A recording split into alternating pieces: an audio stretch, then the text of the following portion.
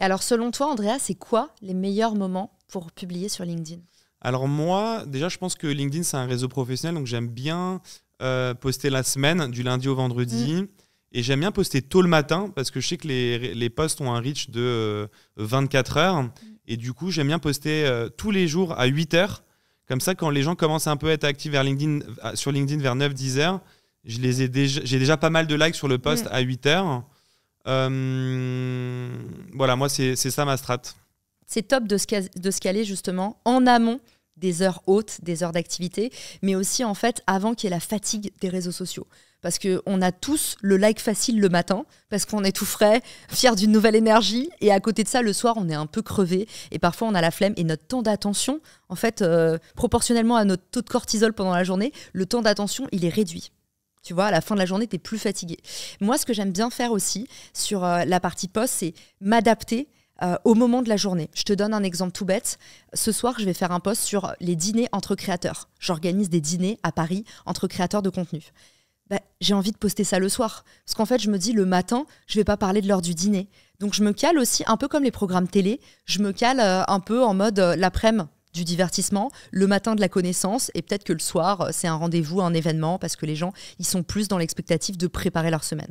Mais le problème, moi, que je trouve à ça, c'est que comme le reach dure 24 heures, quand tu postes le soir, tu arrives vite aux horaires de 23h, minuit, 1h où il n'y a plus personne qui like. Ouais. Et du coup, j'ai l'impression que le post entre minuit et 6h du matin, il est en train de mourir un peu, tu vois.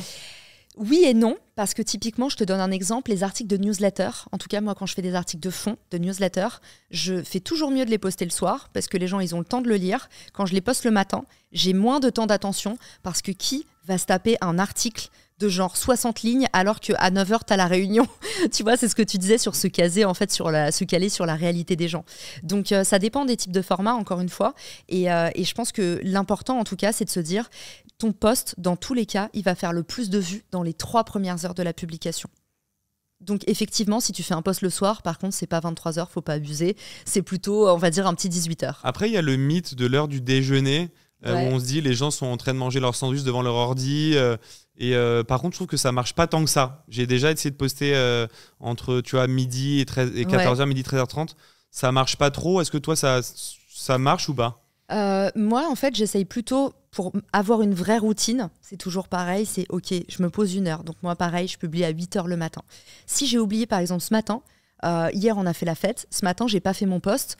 Là, je vais le faire dans le métro. Je vais l'envoyer à n'importe quelle heure. Un bon post, ça marche à n'importe quelle heure. Par contre, pour moi, le vrai hack, c'est la régularité. C'est-à-dire à quel point tu es capable de tenir un rythme de publication régulier. Et du coup, choisis une heure à laquelle tu es dispo tous les jours. Si par exemple, à 8h du mat, tu déposes tes enfants à la crèche, c'est pas la bonne heure pour poster parce que tu es censé être dispo, frais, devant l'ordi pour répondre à tes premiers commentaires. Ce qui est marrant, c'est qu'on ne s'est pas concerté avant d'en parler. Et pourtant, on poste tous les deux à 8h tous les matins. Donc, on a fini par avoir le même constat sans s'être concerté. Donc, c'est quand même doit y avoir un petit truc.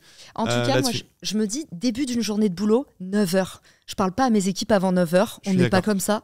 Ça se fait pas. Avant 9h du matin, il n'y a rien. Donc, en fait, je me dis, 8h, c'est bien parce que j'aime bien commencer à répondre à mes commentaires. Quand je me lève, c'est la partie un peu conversationnelle. Je fais mon blabla, je bois mon café, je prends ma douche, je me brosse les dents, je fais mes petits trucs. Après, je trouve qu'il y a le sujet de la régularité aussi. C'est-à-dire que au-delà de se dire la même heure tous les jours, l'idée, c'est plutôt de se dire si je fais, par exemple, 2 posts par semaine, je les fais toujours le même jour et à la même heure pour habituer l'algorithme.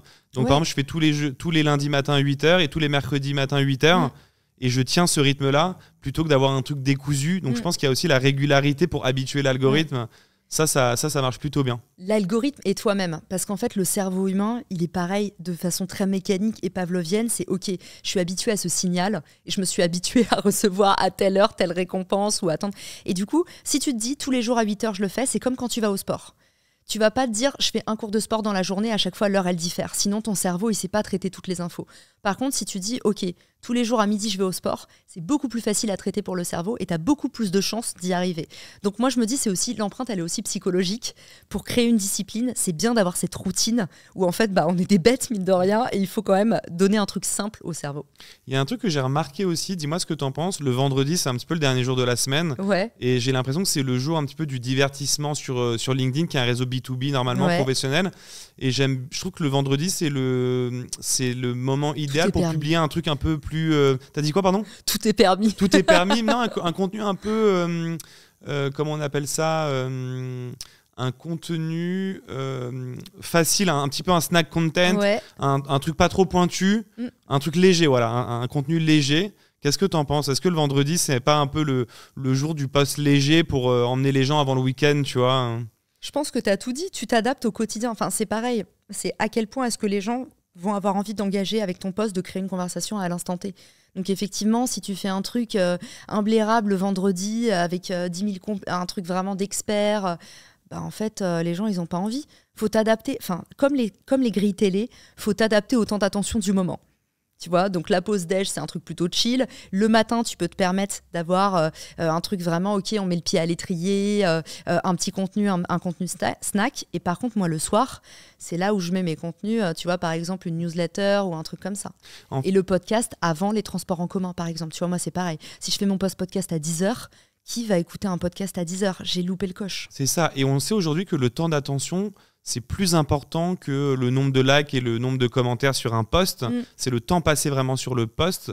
Et donc, du coup, poster, par exemple, le matin, quand les gens sont dans le transport, ont le temps vraiment de consommer ce contenu. Ça a plus de chances de marcher que plutôt à 10h30 quand tu es dans le rush de ta matinée. Exactement. Tu vois. Ouais. Et ils vont aussi être plus dispendieux sur les likes parce qu'en fait, ils sont aussi disponibles pour interagir.